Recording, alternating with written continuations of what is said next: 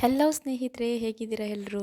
ನೀವೆಲ್ಲರೂ ಚೆನ್ನಾಗಿದ್ದೀರಾ ಅಂತ ಭಾವಿಸ್ತಾ ಇವತ್ತಿನ ರೆಸಿಪಿ ಸ್ಟಾರ್ಟ್ ಮಾಡ್ತಾ ಇದ್ದೀನಿ. ರೆಸಿಪಿ ಏನಂದರೆ ಪಂಪ್ಕಿನ್ ಪಲ್ಯ, ಅಂದರೆ ಕುಂಬಳಕಾಯಿ ಪಲ್ಯ ಮಾಡ್ತಾಯಿದ್ದೀನಿ. ಈ ಸೈಜಲ್ಲಿ ನಾನು ಕಟ್ ಮಾಡಿ ಇಟ್ಕೊಂಡಿದ್ದೀನಿ. ಒಂದು ಅರ್ಧ ಕುಂಬಳಕಾಯಿನ ಕಟ್ ಮಾಡಿ ಈ ಥರ ಸ್ಮಾಲ್ ಸೈಜಲ್ಲಿ ಕಟ್ ಮಾಡಿ ಎತ್ತಿಟ್ಕೊಂಡಿದ್ದೀನಿ. ಅದಕ್ಕೆ ಒಂದು 3 ಈರುಳ್ಳಿನ ಸಣ್ಣಗೆ ಹಚ್ಚಿಟ್ಕೊಂಡೆ. ಸ್ವಲ್ಪ ಕರಿಬೇವಿನ ಸೊಪ್ಪು, ಒಣಮೆಣ್ಸಿನ್ಕಾಯಿ ಯೂಸ್ ಮಾಡ್ತಾಯಿದ್ದೀನಿ. ಇದಕ್ಕೆ ಸ್ವಲ್ಪ ಕಾಯಿ ತುರಿ ಹಾಗೆ ಕೊತ್ತಂಬರಿ ಸೊಪ್ಪು. ಇಷ್ಟಿದ್ರೆ ಸಿಂಪಲ್ಲಾಗಿ ಟೇಸ್ಟಿಯಾಗಿರೋವಂಥ ಕುಂಬಳಕಾಯಿ ಪಲ್ಯ ಅಕ್ಕಿ ರೊಟ್ಟಿಗೆ ಮತ್ತು ಚಪಾತಿ ಎರಡಕ್ಕೂ ಆಗುತ್ತೆ. ಬನ್ನಿ ಇವಾಗ ಹೇಗೆ ಮಾಡ್ತೀನಿ ಅಂತ ತೋರಿಸ್ತೀನಿ ನಿಮಗೂ.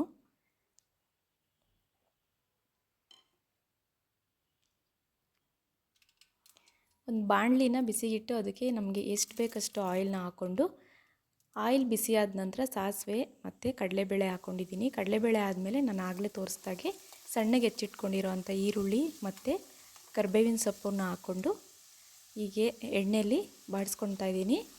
ನಂತರ ಇದಕ್ಕೆ ಒಣಮೆಣ್ಸಿನ್ಕಾಯಿ ಹಾಕ್ಕೊಂಡಿದ್ದೀನಿ. ಸ್ವಲ್ಪ ಈರುಳ್ಳಿ ಬಾಡಿಸ್ಬೇಕು, ಒಂದು 2 ಮಿನಿಟ್ಸ್ ಫ್ರೈ ಮಾಡಿಕೊಂಡ್ರೆ ಸಾಕು. ನಿಮಗೆ ರುಚಿಗೆ ತಕ್ಕಷ್ಟು ಉಪ್ಪು, ಎಷ್ಟು ಬೇಕಷ್ಟು ಉಪ್ಪನ್ನ ಇವಾಗಲೇ ಸೇರಿಸ್ಕೊತಾ ಇದ್ದೀನಿ. ಈರುಳ್ಳಿನೂ ಸ್ವಲ್ಪ ಬೇಗನೆ ಫ್ರೈ ಆಗುತ್ತೆ ಉಪ್ಪನ್ನ ಬೇಗ ಹಾಕೋದ್ರಿಂದ.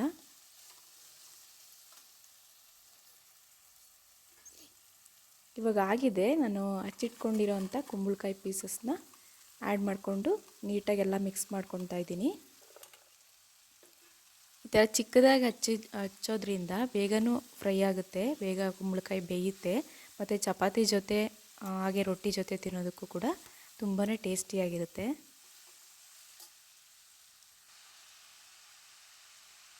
ಕುಂಬಳಕಾಯಿ ಸೊಪ್ಪನ್ನ ಸಾಂಬಾರಿಗೆ ಯೂಸ್ ಮಾಡ್ತಾರೆ, ಸೊಪ್ಪು ಸಾರಿಗೆ ತುಂಬಾ ಟೇಸ್ಟಿಯಾಗಿರುತ್ತೆ. ಹಾಗೆ ಕುಂಬಳಕಾಯಿ ಹಾಕಿ ಬಸ್ಸಾರು ಕೂಡ ಮಾಡ್ತಾರೆ, ಪಲ್ಯ ಕೂಡ ಮಾಡ್ತಾರೆ. ನಾನು ಇದೇ ರೀತಿ ಪಲ್ಯ ಮಾಡೋದು ತುಂಬಾ ಚೆನ್ನಾಗಿರುತ್ತೆ. ಒಂದು 10 ಮಿನಿಟ್ಸ್ ಈ ಥರ ಅವಾಗವಾಗ ಕೈ ಆಡಿಸ್ಕೊಳ್ತಾ ಇದ್ದರೆ 10 ನಿಮಿಷದಲ್ಲಿ ಕುಂಬಳಕಾಯಿ ಎಲ್ಲ ಬೇಯುತ್ತೆ.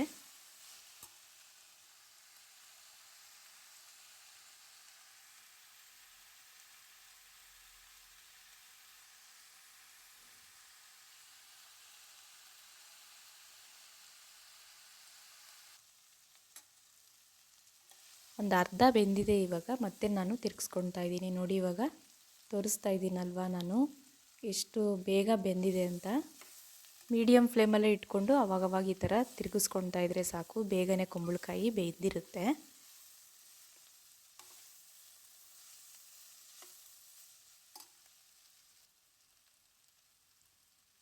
ಈಗ ನೀವು ನೋಡ್ತಾ ಇದ್ದೀರಲ್ಲ, ಕುಂಬಳಕಾಯಿ ಎಲ್ಲ ಬೆಂದಿದೆ. ಲಾಸ್ಟಿಗೆ ನಾನು ಕೊತ್ತಂಬರಿ ಸೊಪ್ಪು ಹಾಗೆ ತೆಂಗಿನಕಾಯಿ ತುರಿನ ಹಾಕಿ ಮಿಕ್ಸ್ ಮಾಡಿ ಸ್ಟವ್ ಆಫ್ ಮಾಡಿದ್ರೆ ಟೇಸ್ಟಿಯಾಗಿರೋವಂಥ ಕುಂಬಳಕಾಯಿ ಪಲ್ಯ ರೆಡಿ ಆಯಿತು ಚಪಾತಿ ಜೊತೆಗೆ.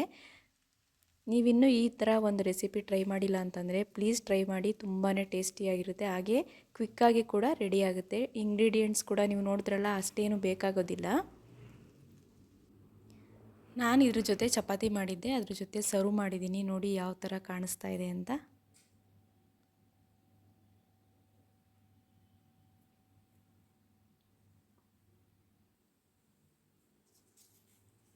ಇವಾಗ ನಾನು ಟೇಸ್ಟ್ ಮಾಡ್ತಾ ಇದ್ದೀನಿ ಯಾವ ರೀತಿ ಆಗಿದೆ ಅನ್ನೋದನ್ನು.